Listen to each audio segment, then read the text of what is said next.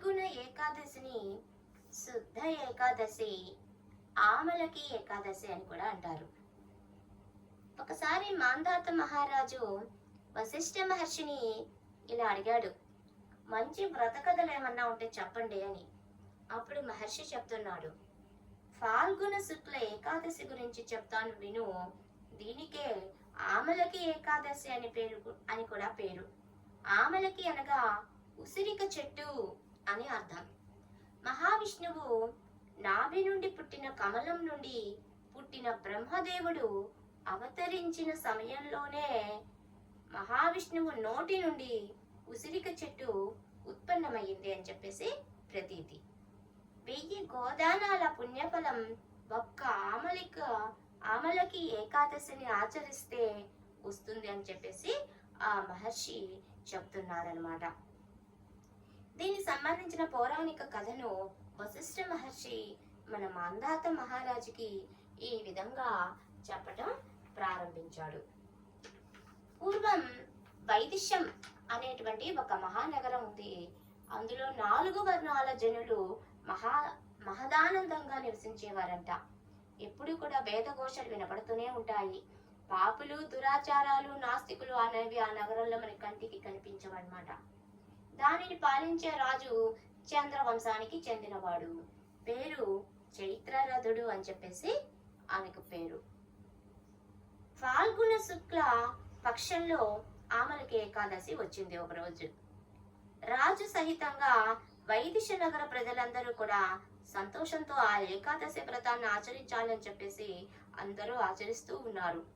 రాజు కూడా ప్రజలతో కలిసి దేవాలయానికి వెళ్ళాడు. విష్ణు దేవాలయానికి వెళ్ళి పూర్ణకుంభం అక్కడ స్థాపించాడు.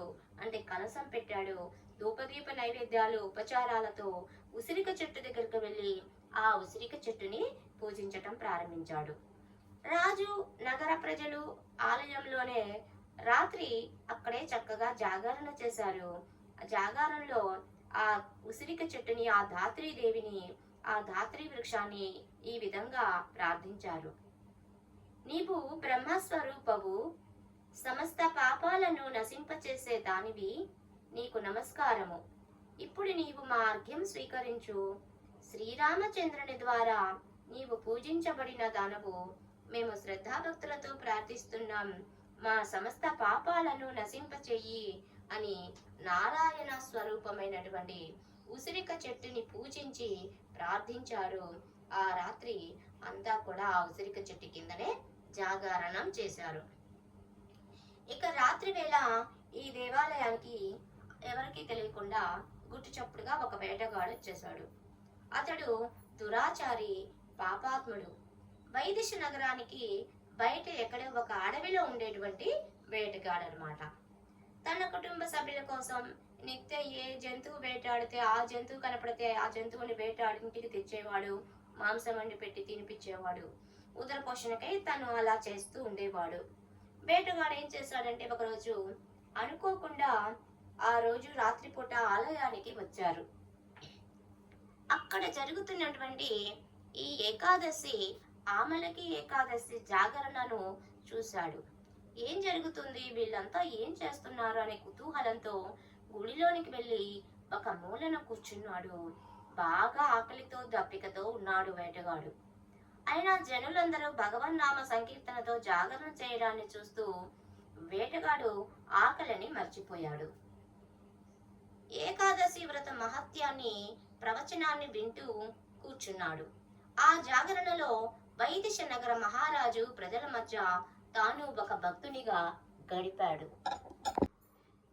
ప్రాతకాలమైంది. అందరూ కూడా తమ తమ ఇళ్లకు వెళ్తున్నారు. రాత్రంతా జాగారం చేశారుగా ఇంకెళ్ళకి వెళ్ళారు. వేటగాడు తన ఇంటికి కూడా తాను వెళ్ళిపోయాడు. ఇంట్లో భోజనం చేశాడు. కొంతకాలానికి వేటగాని ఆయువు ముగిసింది. అతని మరణాన్ని ఆశించి మరణించాడు. నిజానికి అతను చేసిన దుష్కర్మల ఫలితంగా అతను నరకానికి వెళ్ళాలి. కానీ ఆమలకి ఏకాదశి రోజు రాత్రి జాగరణ చేయడంతో లభించిన పుణ్యఫలం వల్ల ఆ వేటగాడు విదురథ మహారాజు ఇంట్లో జన్మించాడు. పేరు వసురథుడు. అతని పేరు వసురథుడు.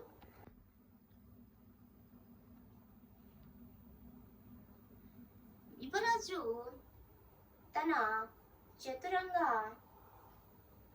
చతురంగిని సేనా సమేతంగా ధనధాన్య సమృద్ధితో 10,000 గ్రామాలను పరిపాలించేవాడు.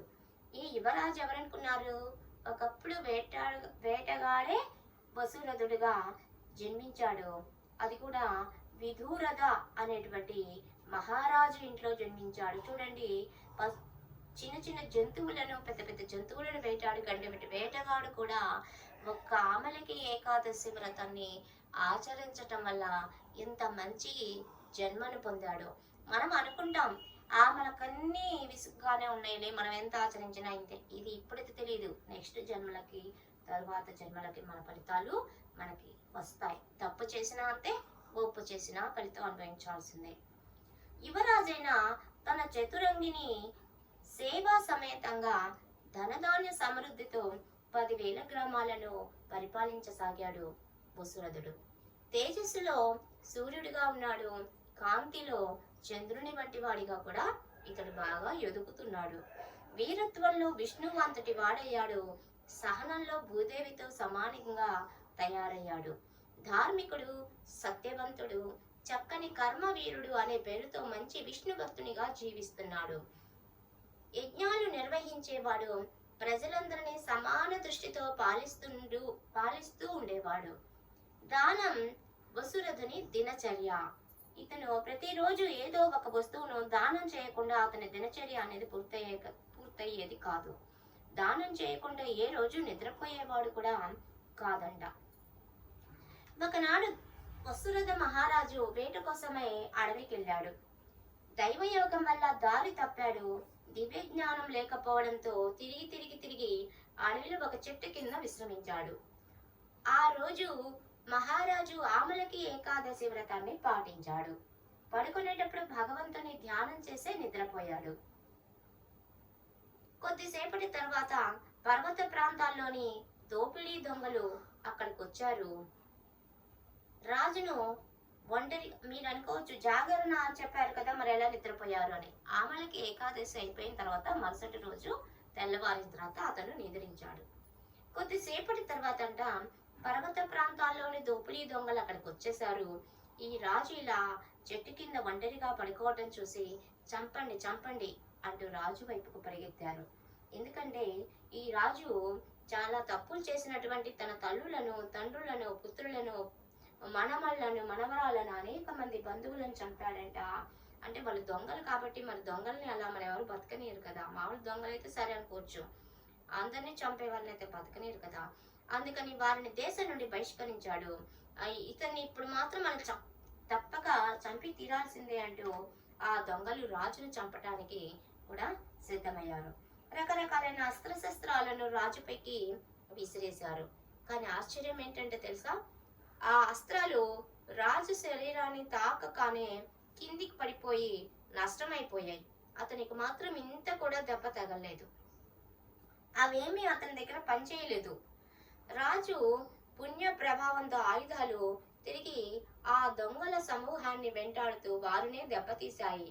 ఇది మనం మామూలుగా అయితే సినిమాలలో చూస్తుంటాం, కానీ ఇది అక్కడ జరిగిన కథ ప్రకారం అలానే జరిగింది. దొంగలు మూర్ఛితులై కింద పడిపోతున్నారు. ఆ సమయంలో వసురథ మహారాజు శరీరం నుండి ఒక దివ్య స్త్రీ కూడా ఆవిర్భవించింది. ఆమె అత్యంత సౌందర్యవతి. ఆమె బ్రుకుటి చాలా వంకరిగా ఉంది. కళ్ళ నుండి ఎర్రటి అగ్ని కణాలు కూడా రాలుతూ ఉన్నాయంట. అప్పుడు ఆమెను చూస్తే మృత్యుదేవతల కాళికలా కనిపిస్తుంది. ఆమె దొంగలపైకి దండెత్తింది, మృత్యువుకు ఆహారంగా సమర్పించింది. మహారాజు అప్పుడు మన నిద్రలోంచి మేల్కొన్నాడు. ఇదంతా ఆయనకు నిద్రలాగా కనిపించింది. నిద్రలోంచి మేల్కొన్నాడు. తన చుట్టూ నిర్జీవులుగా పడి ఉన్న దొంగలను చూసి రాజు ఆశ్చర్యచకితుడైపోయాడు. ఈ శత్రువులను ఎవరు వధించారు? అడవిలో నాకంటూ హితైషీలు ఎక్కడి నుండి వచ్చారు? నాకింత మేలు చేసేటువంటి స్నేహితులు ఎవరబ్బా ఇక్కడ అని చెప్పేసి చూసుకున్నాడు. ఆకాశవాణి వినిపించింది. ఓ రాజా, ఈ లోకంలో విష్ణు భగవానుని మించిన హితైషి సంరక్షకుడు మరెవరుంటారు? ఆయన నమ్మిన వారికి ఎప్పుడూ ఆయనే రక్షగా ఉంటాడు. ఆకాశవాణి మాటలను విన్న మహారాజు విష్ణు భగవానునికి కృతజ్ఞతాపూర్వకంగా వందనాలు సమర్పించాడంట. తిరిగి తన రాజ్యానికి చేరుకున్నాడు వసురుధుడు. ప్రజలు సుఖంగా జీవించేలా పాలన కూడా చేశాడు. ఆమలకి ఏకాదశి వ్రతాచరణతో వసురుధుడు రక్షించబడ్డాడు. తన రాజ్యంలోని వారందరికీ భక్తి శ్రద్ధలతో వ్రతాన్ని చేయమని చేయించాడు. అతనితో పాటు వారందరి జన్మ సాఫల్యమయ్యేలాగా, వారందరూ కూడా విష్ణులోక ప్రాప్తి పొందేలాగా చేశాడు అని చెప్పేసి వశిష్ఠ మహర్షి మాంధాత మహారాజుకి ఈ పాల్గొన మాస శుక్లపక్ష ఏకాదశి ఆమలకి ఏకాదశి గురించి చెప్పి తెలియజేశాడు. దీన్ని మనమందరం కూడా మనకు చాతైనంత వరకు ఆచరిద్దాం. సర్వేజన సుఖినో భవంతు. ఓం నమో నారాయణాయ.